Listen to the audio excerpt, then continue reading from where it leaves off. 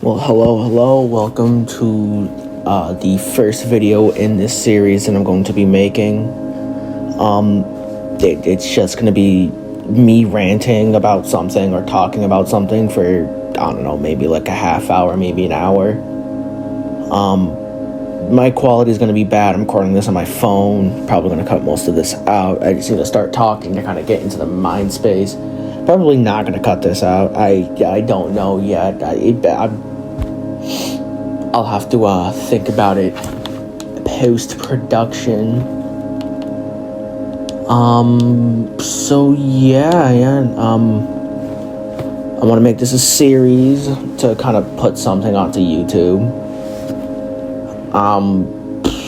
Probably not the best thing I could put onto there, but there's damn near nothing else I could do. So yeah, I'm Strixel Pixel. Call me Strixel. Honestly, Strixel's probably the only thing you're gonna ever call me. Yeah, so I wanted to start this first video out by probably going into a topic that I've been kind of passionate about for a while. That being liminal spaces. You could probably tell from the profile picture that I am a slight fan. I don't know, they just intrigue me a lot. Because, for the most part, when liminal spaces are done right, it's intriguing, it's scary, but in a morbid way. Like, I want to know more, I want to see more, I want to explore these places that look like they don't belong in this world, yet they do. So one of my greatest wants in life is to one day see one of these places. Now obviously I can't go to like the back rooms, I can't go to other liminal-esque spaces, but abandoned malls exist, abandoned schools, abandoned hospitals. I feel like if I wanted to, I could. It's not like I can't. I could if I wanted to. What was it? Liminal spaces, to me, it seems like... Oh, God, I'm losing train of thought. Liminal spaces, to me, feel like what hell really should be. The Bible says, fire doesn't have God in it, yada yada. I feel as if hell itself is a series of places that feel familiar, that seem familiar, but you can't put a finger on it. You can go ahead and tell yourself, you remember being here, you remember having memories here, you remember having, you remember things in a place that, you've never been, and as it slowly starts to, catch up to you, as it slowly starts to, get into your head that, you've never been here before, it messes with you. It really does. Like, imagine if you had always... Okay, I'm really blanking on words here. I've never really talked this long without a break. Imagine, if you will, you're exploring this place, and it's a restaurant or something, and you look around, it's like, oh yeah, I remember working here. I remember, telling a customer that, they're pretty stupid for this, and then, you start looking back at it, and he's like, well, wait a second, no, I don't remember working in a restaurant. I've never worked in a restaurant. And then you're thinking, oh, well, maybe I ate here as a kid, and then, you start to think about it more. It's like, no, this restaurant never existed when I was a kid. And so you're confused. You're walking around the place. You're looking everywhere. You feel as if you've been there, and you haven't. You haven't been there, and that's what really starts to trip you up, and that's what I really like about those spaces, because it forces you to really get a grip on yourself, to really make you think, have I been here before? Have I done this before? Have I said this before? Have I experienced this before? And to me, it's wonderful. It's great. It's a fun experience, because it really makes you think about yourself, not as a person, but as a human being, as a being on this earth of flesh and blood. It makes you realize that it makes you not realize it. It makes you wonder, is anything I'm experiencing real? And it keeps you grounded in a weird way, because, you never really stop to think about whether or not you exist. Truly. You never stop to think about, okay, is this real? Is this fake? You never think about that. Most people don't. People never really think about about who they are, about what they are. They only really think about, day-to-day stuff. They only really think about the stuff that matters. Don't get me wrong, it matters about some of the stuff that they worry about, that they think about. But to truly understand who you are as a human being, as a being in this world, it helps to stop and think about it. And I believe, when I'm thinking about these, liminal spaces, when I'm thinking about, places that feel familiar yet are far from familiar, I tend to look at myself and wonder, is anything I'm experiencing real? Am I real? And it sounds psychotic. It sounds like I should be locked up in a loony bin, grippy socks, fucking straight jacket.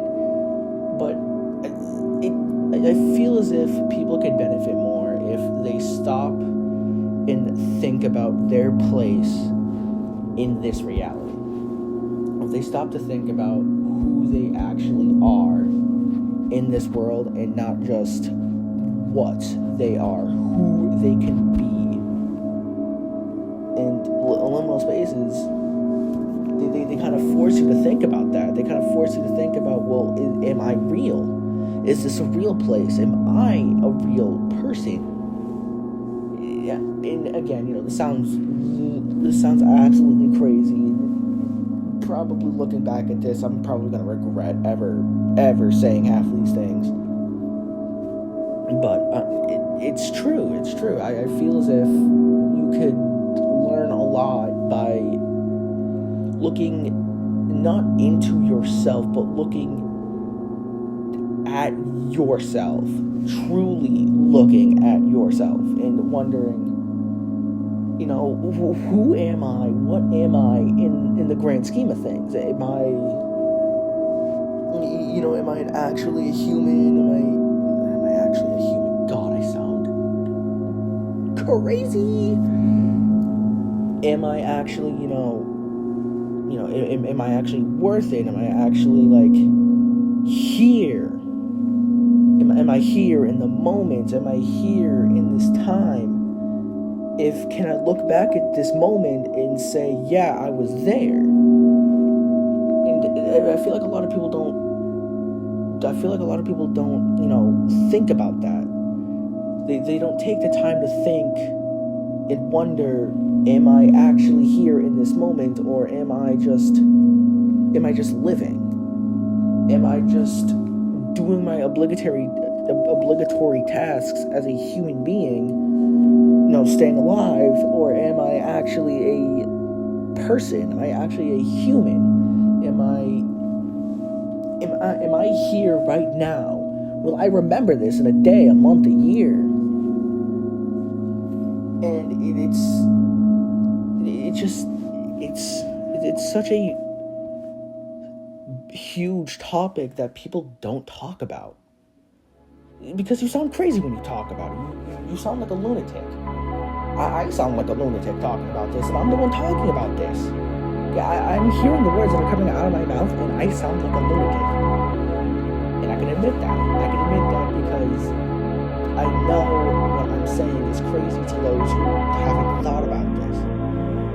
It's gonna sound crazy to people who have thought about this. It's all really a matter of perspective at this point. I'm probably going to regret again. I'm saying this again. I'm probably going to regret half the things I'm saying here. I'm like sitting here at like 3 o'clock in the morning right now. I think it's like November 2nd. Yeah, 3 o'clock in the morning right now, talking about some random bullshit while I'm fucking playing Balatro and probably swapping over to a different game because I just lost my run. I don't even care about the run that much, honestly. Like, I forgot I played Balatro like a couple months back. I deleted it because I wasn't really going to play it that much anymore. Then I just forgot about it. Just the run was there, so I kind of decided to continue playing it. I don't know what I was doing. My Joker setups were horrible. I'm sorry, I had to yawn. And it was horrible, man. I don't know what I was doing. But yeah, now kind of going back onto it, it's a shame, honestly, people don't think about, who they are as a being and only think about who they are as a person, you know what I mean? Like, I'm a good person. I believe myself to be a good person, at least if you don't want to, count the shades of gray. If you only see it black and white, I believe I'm a good person. Damn, I'm yawning a lot. It's almost like it's like 3 o'clock in the morning. Yeah, like, I believe I'm a good person. But who am I as a being? If tomorrow I die, what am I? Like, am I just gonna be, dead? Is that it? Is that the end of the line? Am I gonna be like a soul, a spirit, energy? What am I gonna be? And I believe people can really benefit from just thinking about that. A lot of religions kind of give you the answer already. Christianity, Judaism, like shit like that. Oh, you die, you either go to heaven or hell. And that's cool and all, but I don't think the afterlife is just as simple as either you go up to, the sky, Las Vegas or whatever, or you go down a fucking side street in Detroit called Martin Luther King Boulevard. Like, it's not that. I don't believe it's as simple as that. I believe it's almost personalized for each person, you know what I mean? Like, my heaven wouldn't be the same as your heaven, and my hell wouldn't be the same as your hell, except that maybe it would. Maybe our hells would be the exact same. Maybe the heaven and hell would be the exact same. Who knows? But I believe that one of the greatest forms of hell that someone could go through is going through liminal spaces. Because if you think about it, you're going through familiar places that you just can't name, and yet you can name them, but they don't feel familiar to you. You remember the names, yet you don't remember why you know the names. And on the other hand, you remember the place, but you don't remember its name. That feeling can invoke what I stand to believe the greatest form of negative emotion, which is a hysteria. Because it's like anger, grr, I'm angry, it's easy to calm down from being angry sometimes. Being scared, you can calm yourself down, but going into hysterics, it's hard. It's hard to get down from that, especially when you're confused, you're stumbling through a place that you can and can't remember. It takes a toll on someone. really takes a toll on people's mental well-being when you're going through an experience that can and can't happen. When the negative and positive, affect you at the exact same time, most people can't take that. Most people can't take the extreme sides. That's why you can't mix extreme hot with extreme cold. That would physically hurt you. That's why you can't, have extreme spice and extreme cold. That would also physically hurt you. And in liminal spaces, you can't name it, but you can. You can't remember it, but you can. That's enough to break a man.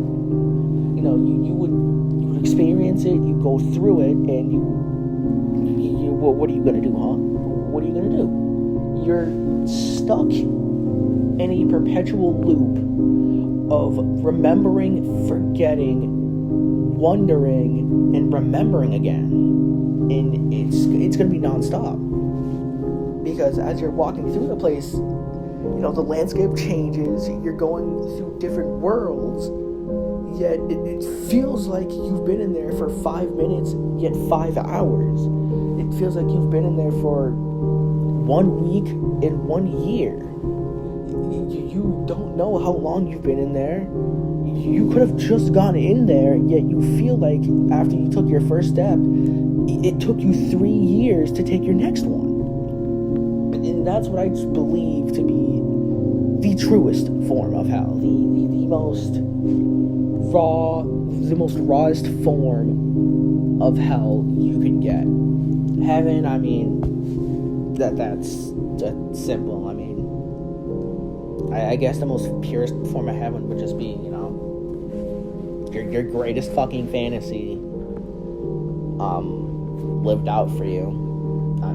Heaven, it's a reward. Heaven was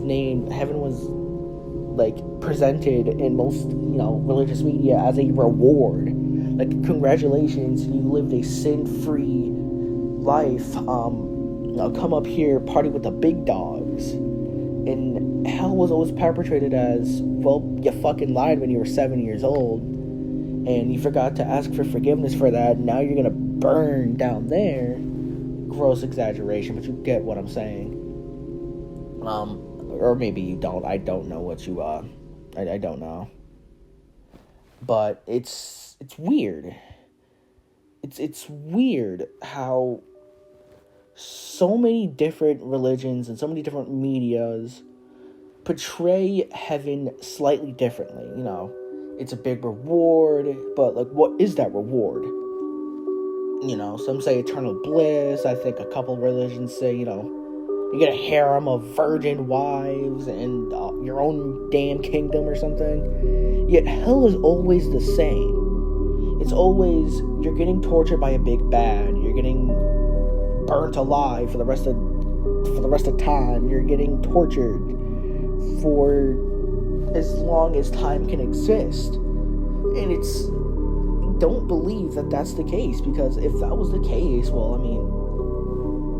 everyone would just want to be good, right? Everyone either want to be good or just not care, because, well, I know what's going to happen when I go to hell.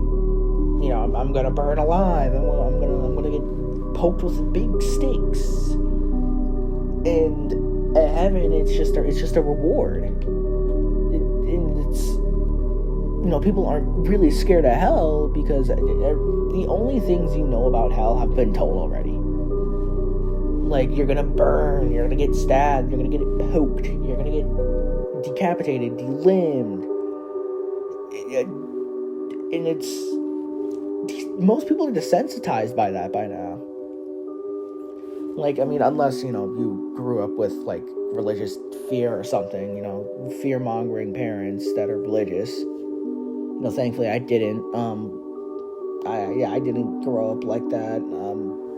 I think my mom was religious. I don't remember. But yeah, no, it's just, it's weird. It's weird to think about that most people are desensitized to the thought of hell because it's like, well, I've heard it so many times, and the living nowadays seems like the worst kind of hell you could do.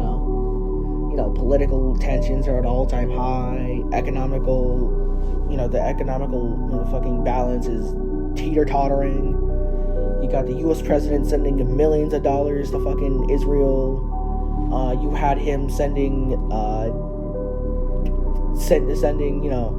Epstein his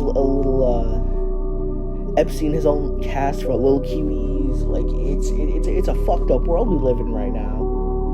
So it's like, well, I can either live in this world right now, or I can get poked by really big sticks in a pit of lava for the rest of time. And a lot of people would pick the big sticks and lava pits. And can I blame them? No. Now is one of the worst times to, to be alive, honestly. Granted, there is worse times to be alive, but then again, that would go into a whole different subsection of, okay, well, what race were you, what gender were you, where you live. It's a whole different discussion, but, like, right now, we're kind of, like, at one of the peaks of one of the worst times ever.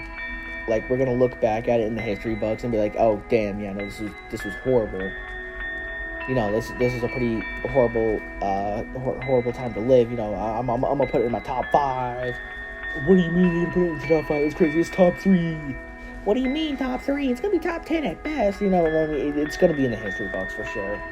It's just been a shit show, and it's gonna continue staying a shit show. I think we got like 2 more years.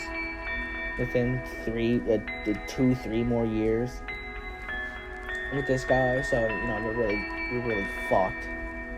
Unless you're unless you're straight white male, blonde hair, blue eyes, unless you're like a pure white man, then you're pretty much kind of fucked in this economy. This society, you're fucked. You're fucked. And it sucks because, America itself was built on people invading this damn country, taking away from other people, and then people who didn't like their country's rules went to our country because our rules were a lot cooler. Like, we let you stay up past your bedtime. We let you have more than 1 hour on the family computer. Like, back then, America must have been a great place to live in. So many cultures mixing around. So many new ideas spawning from cultures mixing. So many, fresh views of the world. And now it's like... Now we're like one of the worst places to live in. Now being a minority already, sets you up for failure. Oh, what's that? You're also gay? That fucks you over even more. Oh, what's that?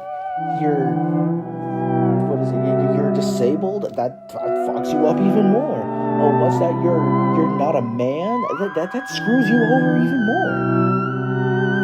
Like, at this point, it's not a question of whether or not you are a good person or not, like whether or not you're a murderer. It's whether or not were you born a Caucasian male in a rich neighborhood to wealthy parents. And even then, that could fuck you over big time. Because, even wealthy people, they're not infallible. I mean, shit, look at Trump. He's on the Epstein list. We all know it by now. Half the U.S. Senate's probably on that list. A lot of celebrities are probably on that list. I think Ellen DeGeneres was on that list, but she, fled the country after Trump got elected the first time around. I don't know. It's an odd time we live in where the country that said, we the people, we're built off the people, we'll make sure the people, can wake up and say, damn, it's great to be an American. We're hiding things. We're putting ourselves into positions where we're not going to write the history books. I'm gonna say that no, we're not gonna write the history books. They say the winner writes the history. We're not writing the history this time around. We're pretty fucking close to just kind of going through some massive shit show, and I'm not for it. I'm not. Because I want to be proud of this country. I want to like being an American. And I can't like being an American because how much fucked up shit my country does. And I have to be like, yeah, you know what? I live here, man. Yeah, that's my country. Oh boy, go America. Yippee! And I don't want